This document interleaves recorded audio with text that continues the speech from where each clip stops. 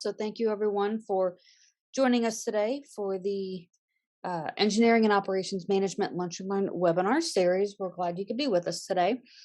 We are in the College of Engineering and the Industrial Engineering program.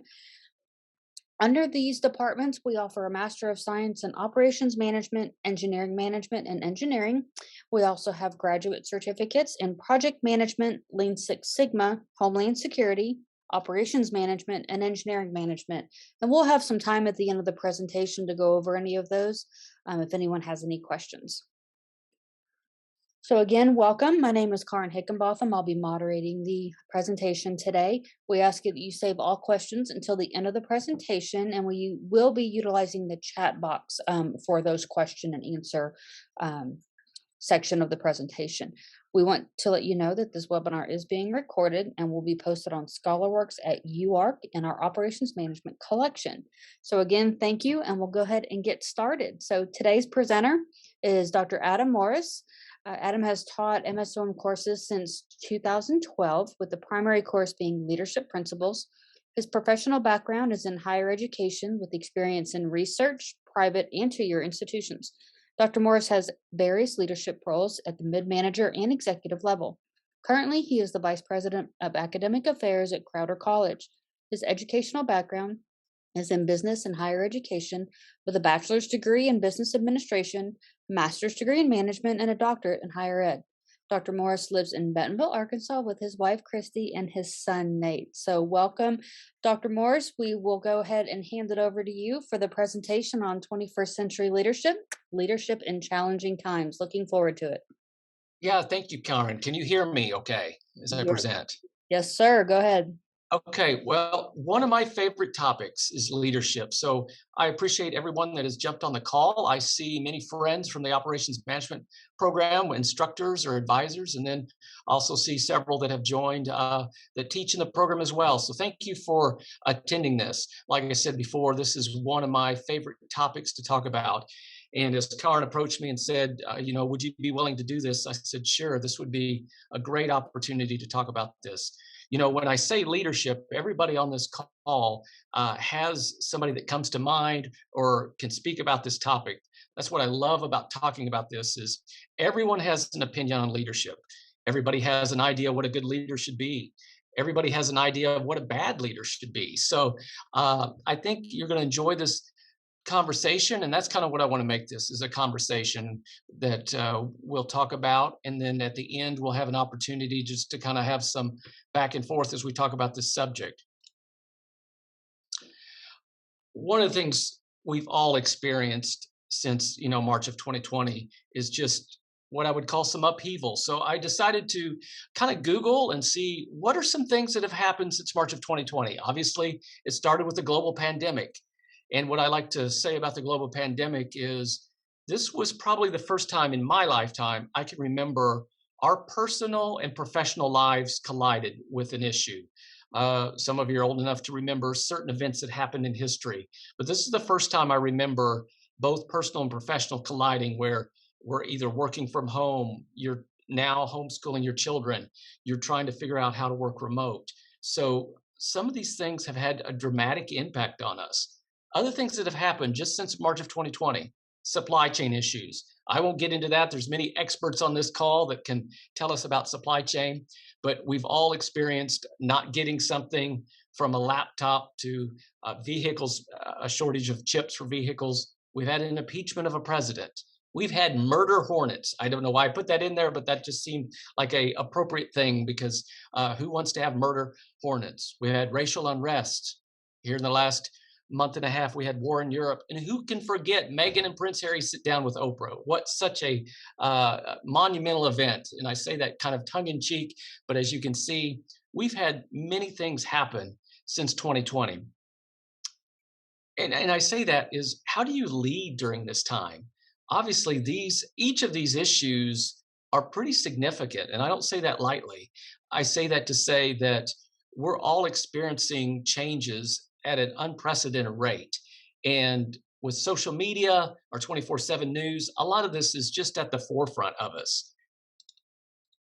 So, oops, sorry, if I go back one, leaders, and I put this as leaders as question mark. Each one of these names, and I'll read them aloud, not to insult your intelligence, but when I say these names, it invokes an image or a feeling. Abraham Lincoln, Martin Luther King, Vladimir Zelensky, Donald Trump, Billy Graham, Vladimir Putin, Condoleezza Rice, my favorite leader, Adam Morris. Again, say that as a joke. They're, excuse me, putting my name at the end. But as you look at these names, and again, this presentation is not political one way or the other. I wasn't looking for any certain political party or any reason, but I wanted to put these names up there to say each one of these invokes something. We think a positive or a negative thought. So a lot of times when I'm teaching leadership, a leader can be anyone. And while these are all fairly famous names, they all have an image they bring in. Obviously, with everything that's going on in Europe, Zelensky, most of us had never heard of President Zelensky before this. So he's come to the forefront, and many is on the news as becoming a renowned leader. Again, these names all have followers. And sometimes leadership is not always about being a good leader, it's about having followers. Each of these names have followers. Whether you agree with their politics, their beliefs, these all have followers. As I kind of want to shift back to talking about the workplace, just here in recent years, and this hasn't been since 2020, this has been, in essence, some of these things have happened before. Remote work, one of the biggest changes. We are now seeing applicants apply for, I will only work remote, or 50% remote, the hybrid work. So we are starting to see the workforce change, in which not only do they want to have the flexibility, they want to be able to work at home or have that ability to, if I want to work midnight to 7, I can do that. The flexible schedule, those with children on this call, understand that, having that flexibility for childcare. The other thing that's changing is work-life balance, meaning no longer is it necessary for that 12-hour workday. I'm not saying that doesn't happen, but there is kind of more of a demand for that work-life balance. So within the workplace, how do leaders make decisions on this? It's no longer 8 to 5. It's no longer that you will come in and sit in an office for 8 to 10 hours. So how do you be effective? So a lot of leaders, and I'll get into management here in a little bit, have to make those decisions what's best. Saw a tweet there from a CEO that said, this is what I want for my workforce. Get the job done. I don't care how you do it. So meaning it was in context of that can be remote, that can be coming in. So you're seeing a lot of changes in the workplace of how do I work? How do I make that happen? So that's an adjustment. I don't think of myself as old, but the ones that are on this call that may be my age or older, that's a shift. I mean, I grew up professionally. You come into the office, you sit there, you work hard, and everything is done within the office. That has shifted. And I've had to shift kind of my paradigm on that of it doesn't necessarily mean coming into an office is always the most productive way to work. So as we talk about leadership in 2022, can anyone be a leader? A lot of times when I teach class, I get that question. And I say, of course, anyone can be a leader. If you study leadership in detail, they'll talk about traits. If you go back, 70 years, they talked about even physical traits of being leader, being tall or being, athletic. Those are not necessarily what makes a leader. So yes, anyone can be a leader. How do you become a leader? One of the things that's kind of a misnomer is leadership is like any other skill. You practice it. So leadership is something, if you have that desire, that ability to want to do that, that's where you practice. You put yourself in situations where you stretch yourself. Is that becoming a public speaker? Is that coming, you needing to take a management role? It's just like anything. It's like if you were a weightlifter or a runner, you have to practice those skills in order to get good at that. Just like athleticism, some people have inherent traits that make them a good leader, but I would argue that any leader needs to practice that. One of the leaders I mentioned was Abraham Lincoln. And one of my favorite books is Lincoln on Leadership. And it talks about how he would practice the skill of communication, meaning his storytelling, his ability to tell jokes. And he would practice this for hours because one of his main methods of communication was giving speeches. So he realized I need to practice that in order to be effective, to be funny, to get my message across. What are traits of good leader? And I'll kind of get into more detail of some of this, but really leadership is about integrity, trust, and communication. Those are some of those good traits. Obviously, there's other skills that need to be had there, not only soft skills, but some of the harder skills to be technical skills that you may need. But those are some of the traits of a leader that you need to have. And I'll talk in more detail about kind of what people want in a leader, but really it's not needing a PhD in leadership. It's more of understanding people and understanding your weaknesses and using your people to offset your weaknesses. A term that kind of gets confused sometimes is what is the difference between management and leadership? And these terms get interchanged quite a bit. The most basic definition is management is kind of that transactional, I'm telling you what to do, I'm following up. It's kind of that day-to-day task. Leadership is that motivates, inspires, provides a vision. And you have a good manager and a bad leader? Yes. Can you have a good leader and a bad manager? Yes. Those two things are different. Now you can both have those skills, but a lot of times you need to realize there is a difference between these two. I mentioned I would get to what do people want in their leader? Trust, integrity, communication, and connection. Again, everything that I've listed on the screen, you do not need higher education for. You do not need any specific training, but these are things that people desire in a leader. One of my favorite books, and we use it in the course, is Maxwell's 21 Laws, and talks about the law of solid ground, which talks about trust is the foundation. So most of us on this call, we don't like to be lied to. We don't like to be misinformed intentionally. So trust is usually the top of the list on what they want in their leader. Along that lines is integrity. You say what you do. You follow through. Communication. Boy, talk about an overused word, but so critical in your leaders of communicate your vision, communicate your expectations, communicate what your desire is for that organization, that institution of higher education, or that small franchise. So communicating what needs to be done.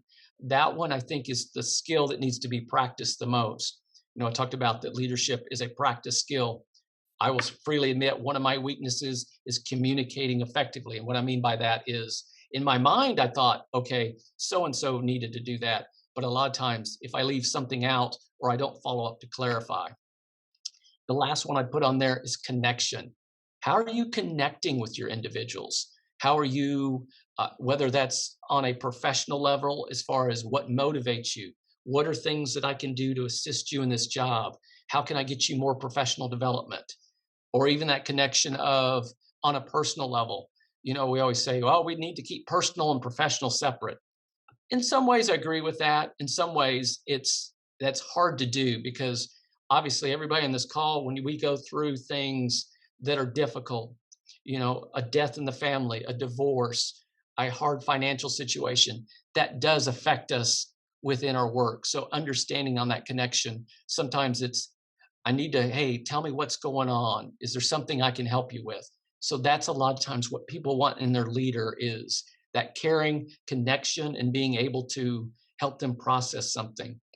That doesn't mean a leader can solve all problems, but at least when they know that leader cares, that is somebody that they want in a leader. Now, I only put 4 things on there. Everybody on this call probably can give me another 4, if not many. This is just something that kind of bubbles to the top when you say what people want in a leader. But depending on who you talk to, this can change. One of the things I thought I would just kind of mention in talking, a lot of times I hear are, where are today's leaders? And again, I told you this is not a political conversation, so I'm not going to mention political parties or anything specific, but I'll get, Where is a good senator or a good governor? And I always say leadership is learned, leadership is developed. So I think today, understanding where are today's leaders, while I don't think leaders were perfect 20, 30, 40 years ago, I do think we are missing some things. And I thought I would mention leadership development. As I mentioned, I think leadership is practiced, it is learned. We are all experiencing, depending on the organization, financial issues. One of the things that seems to be cut first is our professional development. Understanding, we need to develop leaders. And that's not necessarily meaning young. I think leadership can be learned at any age. So when we're facing hard financial times, when we cut professional development, that can affect our leadership development, whether that's training on how to manage, how to budget, all of those things. When that's cut, some of these things are just not inherent that I will just learn leadership skills. The other thing is succession planning. I freely admit in some of my past jobs, I have not necessarily thought about who can take my place or how do we develop that younger or even those newer employees. How can they come in and take our place? Well, that's through planning. That's saying, okay, we know Tom Smith is going to be here for the next 10 years. That's his goal. How can we get him to a point he takes that mid-level manager position, and maybe in 15 years he's at an executive level? So understanding that with a lot of the retirements that are happening now, we have an aging workforce, they're retiring, moving on, developing those future leaders to help us. And as I mentioned, a lot of this comes down to budget issues. Everybody on this call, if you've been around a while, we've all experienced either layoffs or some type of reduction in force. While that is not exactly what anybody wants to do, instead of laying off people, all the times we cut these programs. And so I think sometimes we need to look at, when we're developing our professional development plans, it's still important that we send people to conferences. We have guest speakers where we allow people to come in order to develop us as those leaders. I won't bore you. This is kind of a busy slide, but I did want to kind of tell you a couple leadership theories.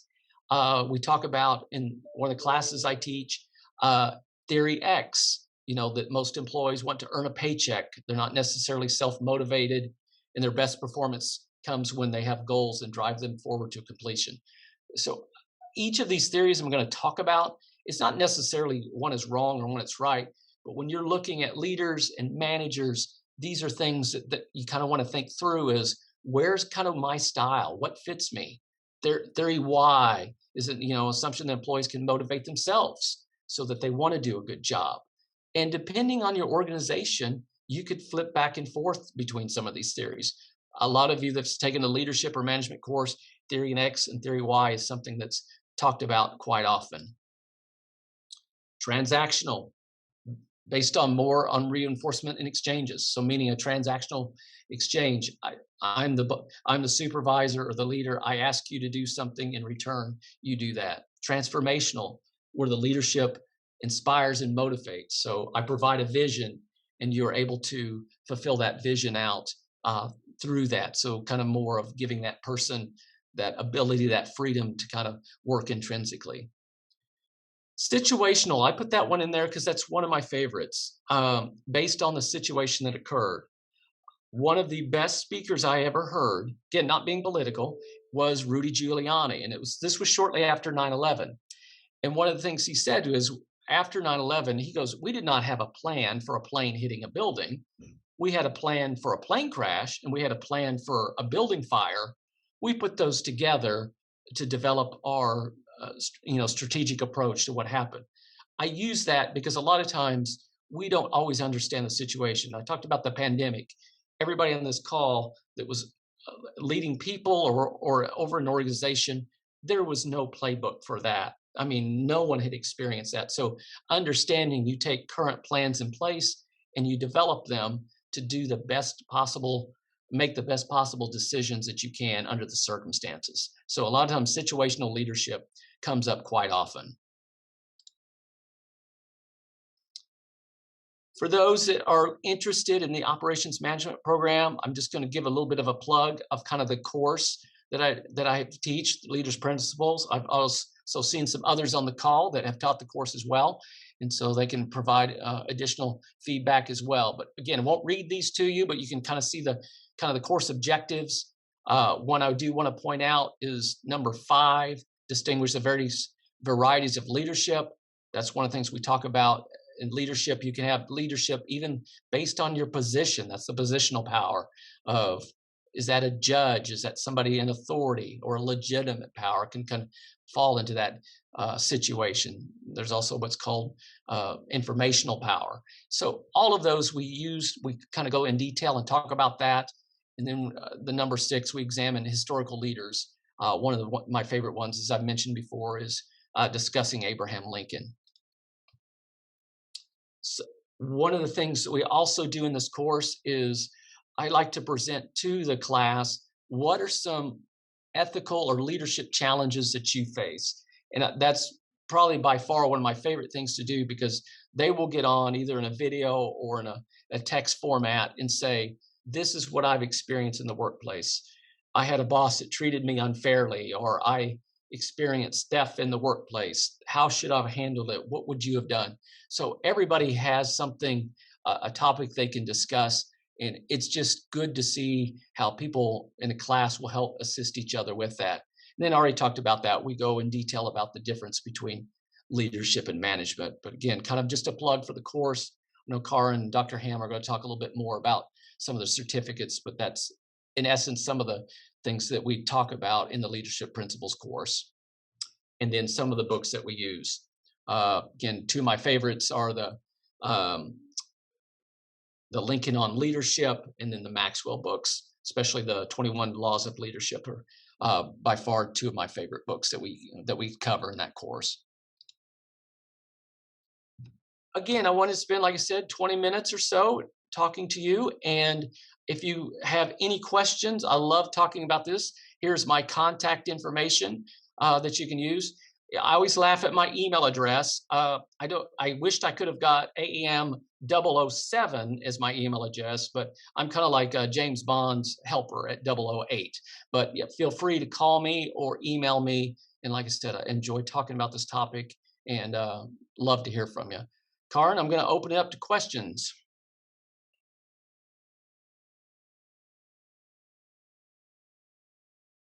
Great. Thank you, Adam, so much. Yeah, like Adam just said, we'd love to hear your questions or even comments or things that you've experienced just in the last couple years. We know things have changed for everybody, like Adam said. So feel free to start entering your questions or your comments in the chat while you are formulating those and getting those entered in. Just a quick mention. Adam did mention that we have certificates that the course that he teaches on leadership are a part of. We want to mention a new 2-course micro certificate. It's called Leading Operational Change. Again, it's 2 courses, so a total of 6 hours. One of those courses is going to be leadership that Adam just provided an overview for. The other one is organizing for change. This certificate specifically allows students to gain knowledge and skills to manage and lead change. So that is a broad topic. But as Adam said, great discussions are brought within the course from his students, whether it's they have a question of, hey, I experienced this, or hey, I'm in charge of this. So all of that can be discussed and you can learn from your peers that way. The great thing about the new micro certificates that we are developing, or actually have developed and will be available for summer 2022, is that this can also lead to a project management or operations management graduate certificate. Both of those courses will count. And then it also will satisfy 2 electives in both the Master of Science in Operations Management and the Master of Science in Engineering Management program. So we talk about starting off with either a micro certificate if you're not sure about professional development. It's not a large commitment, but it can lead to another certificate, other micro certificates, or eventually if you want to pursue your master's degree. Or the flip side, you could actually start with your master's, but as you work towards that master's degree, you can build in credentials and certificates by earning these along the way. So I believe that Dr. Ham is still on the call today. Dr. Ham, is there anything you would like to add about the new micro certificates that are coming down, maybe specifically about this one in particular? Well, thanks, Karin. The specifically this certificate, we're pretty blessed in our program. I would say to have experts that have gone through this, and for those of us that have spent time leading and then also, walking through change, there's probably never been, not never necessarily, but I can't think of another time, at least in my lifetime, of more challenging changes that occur, and that requires a strategy that you can develop in how you lead people, how you meet people where they are, how you understand how to motivate them, but then also move how to get folks to move in a way that it meets not just the mission goals, but it's also effective for them. Uh, all explosive change that we've ever seen, big changes that have happened in organizations, in culture, in the way that we do business, those have started with the vision that the change needs to happen, and then with a leader that stepped up and basically showed his or her folks, this is needed, here's why. And repeating to say it and following those principles consistently to deal with the challenges that come up. Look throughout history, every organization that has ever become one of the top organizations that you would look at, and you can think of ones, contemporary ones today that are very successful and they continue to be successful. They have mastered this idea of leading operational change, carrying through that life cycle, and then moving to the next one. I can tell you from my experience and some of our folks with more experience than I, but that have done this extensively, if they look back at the things that were significant throughout their career that actually led to something in their term, or that they might think of as something great, it's all started with change. It links perfectly, like Karin said, into some of our other, not just micro certificates, but full course certificates. Because guess what? The way that we really make full transition begin with principles, with both management and leading principles, is projects. Because we use projects to make long-term change within an organization. So these fit like hand in glove, and they actually become the skill set, really some of the most and maybe the most in-demand skill sets for individuals, for soft skills in order to lead. And that's whether it's a technical institution or tactical operational. So if you have any more questions about that, any of us would be happy to answer.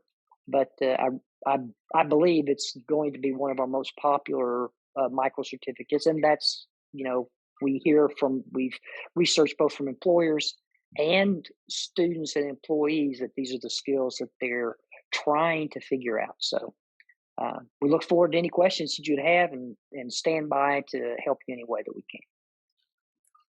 Great. Thank you, Dr. Ham. I'm going to go ahead and get to a couple of our chat. I see that Mr. Greg Hatto is on line. Thanks for joining us today. He's another MSOM instructor. So, Adam, he says, are you acquainted with Kotter's leading change? Do you have any thoughts on that? And then we'll get to Brandon's question next. I know he, I think that's, if I remember right, he had the 8-step process for change, but I'm not familiar right off the top of my head. It's been a while since I've seen Kotter's books. I know he's kind of a expert in some of this field, so I can't speak intelligently on that. If you have something, love to hear your thoughts on it, but I didn't know he had like an 8-step process or 9-step process that he used kind of for kind of make leading change. And then I'll jump down to Brandon's questions if he's got something to add there, Greg. Brandon, great point. Yeah, you've taught this course as well. I think it's kind of like anything. Leadership could be practiced daily, whether that's putting yourself in difficult situations or just walking through hypothetical situations. That's a good point, Brandon. I think you could do that, just like hitting a golf ball or playing the guitar. Great point. Great, Greg. I see. If you want to comment on this, is Greg Kata going to talk about the Kotter leading change? Yeah, if he has additional thoughts, it's Yeah, been a while. if I could say something, somebody gave me Cotter's book back in about I don't know 2001, something like that. I'd been attempting for 11 years to lead a change in the science and engineering corporation I was a part of, about 600 scientists and engineers, and working hard at it, but to be honest, failing. And I read Cotter's book, and it starts out chapter 1, the 8 common mistakes that most people make in attempting to lead a fundamental change in an organization. And as I read through those 8 mistakes, I realized that we had made them all. Wow. And the thing I love about Cotter's book is everybody talks about leadership and everybody talks about leading change, but nobody's got well, how do you do it? Mhm. And he has a very clear and easy to understand pathway to take you from a guy with just a good idea to somebody that's able to successfully accomplish large scale organizational change. And I'll make one other comment, which I absolutely love. I'm sure you guys have this somewhere in your course. This is not a new problem. Machiavelli, in his book *The Prince*, Mhm. in the 15th century, wrote to his prince that I'm going to mangle it. I ought to read it, but it says to the effect that no one has undertaken a more difficult to achieve endeavor or more likely to fail than he who attempts to institute a new order of things, because he has as his uh, as his supporters those who may possibly uh, succeed under the new order of things, and as his implacable enemies those that will not. He said, because people are not do not trust in new order of things until they have had long experience of them. And so Machiavelli pointed that out some 6 centuries ago, how difficult leading fundamental change is. And as you point out, I cannot think of a more fundamentally valuable skill for an ambitious professional than learning how to lead. Thank you, Greg. Appreciate that. Yeah, thank you, Greg. We'd love to hear from others. If you want to keep on going in the chat box. While we're doing that, I'm going to go ahead and just briefly, for those of you who are not familiar with some of our programs that we're kind of referencing as we have these discussions, often people ask, what is operations management? Well, the first thing, look at where it says it leads and manages business and government operations to effectively create and deliver products and services. So this includes 10 of our operations management decisions, which you can read more about on our website. And then we also are asked, what is engineering management? So, you can't do one without the other.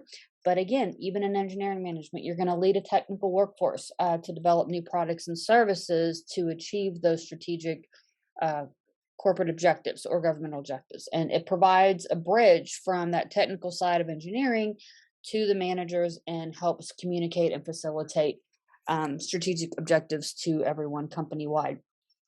So just very briefly, we have admission requirements for both of these master's programs real quick. For the operations management, we do accept any bachelor's degree. There is no GRE currently with anyone with a 2.5 or above GPA at the end from your undergraduate degree. And then MSEM is just a little bit different. You are required to have a Bachelor of Science in Engineering from an ABET accredited institution. And the GPA is on a case-by-case basis if it's below a 3.0. And then both of our programs, we have a model where you can learn it today, use it tomorrow. Adam can probably tell you, as well as Mr. Hutto and several others on the webinar today, that all of our students will tell you that whatever they learned in class the night before, they are able to walk through the doors the next day and apply what they learned in various situations. And I'm sure Adam hears that a lot, strictly just from the leadership course, as far as maybe what they could implement or what they would like to see implemented in their institutions. So they get it from both sides. Both of our programs are 100% online. There's no thesis. It's a very simple, comprehensive exam exit interview that you'll do at the end of your program. If you have any more questions about that, we'd be happy to answer those as well. You're going to learn from professors, just like you heard Mr. Hutto and Dr. Rich Ham and Dr. Morris. You're going to learn from professors with that relevant experience. The degrees are flexible. There's 10 graduate courses with a total of 30 hours. And then, like we mentioned before, you can earn a graduate certificate or a micro certificate concurrently without taking any extra classes.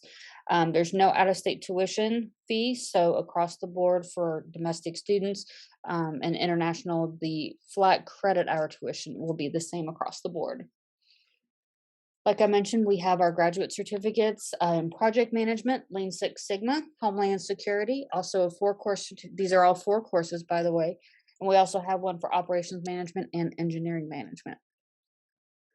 And for those graduate certificates, there's only 4 classes. Like I mentioned, you can obtain it as part of your master's degree or other certificates. Those classes will double count in several programs or can be completed as a standalone program.